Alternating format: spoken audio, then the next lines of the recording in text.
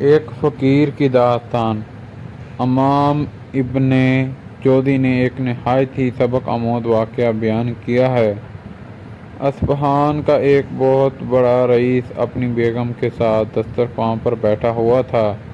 دسترخوان اللہ کی نعمتوں سے بھرا ہوا تھا۔ اتنے میں ایک فقیر نے یہ صدا لگائی کہ اللہ کے نام پر کچھ کھانے کے لیے دے دو۔ اس شخص نے اپنی بیگم کو حکم دیا کہ سارا دسترخوان اس فقیر کی جھولی میں ڈال دو۔ عورت نے حکم کی تعمیل کی۔ جس وقت اس نے اس فقیر کا چہرہ دیکھا تو دہاڑے مار کر رونے لگی۔ اس کے شوہر نے اس سے پوچھا، جی بیگم، آپ کو ہوا کیا ہے؟ اس نے بتلایا کہ جو شخص فقیر بن کر ہمارے گھر پر دستک دے رہا تھا وہ چند سال پہلے اس شہر کا سب سے بڑا مالدار اور ہماری اس کوٹھی کا مالک اور میرا سابق شوہر تھا۔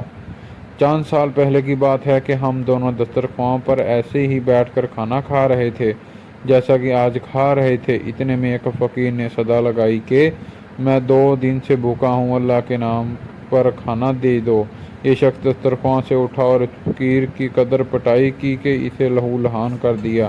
نہ جانے اس فقیر نے کیا بد دعا دی کہ اس کے حالات دیگروں کاروبار ٹھپ ہو گیا اور وہ شخص فقیروں کلاش۔ اس نے مجھے طلاق دے دی۔ اس کے چند سال گزرنے کے بعد میں آپ کی زوجیت میں آ گئی۔ شوہر بیوی کی یہ بات سن کر کہنے لگا، بیگم کیا آپ کو اس سے زیادہ تعجب خیز بات نہ بتلاؤں؟ اس نے کہا، ضرور بتائیں۔ کہنے لگا، جس فقیر کی آپ کے سابق شوہر نے پٹائی کی تھی وہ کوئی دوسرا نہیں بلکہ میں ہی تھا۔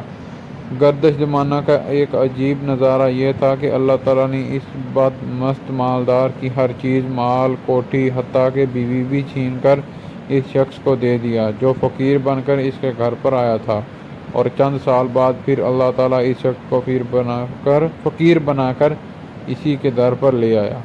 تاریخ ایسے عبرت آموز واقعات سے بھری پڑی ہے۔ شرط ہے کہ انسان اس سے عبرت پکڑے، کبھی کسی کو خود سے کمتر تر نہ سمجھے اور کسی کا دل نہ دکھائے۔ بے شک اللہ جسے چاہے عزت دے اور جسے چاہے ذلت دے۔ Thanks for watching. Subscribe my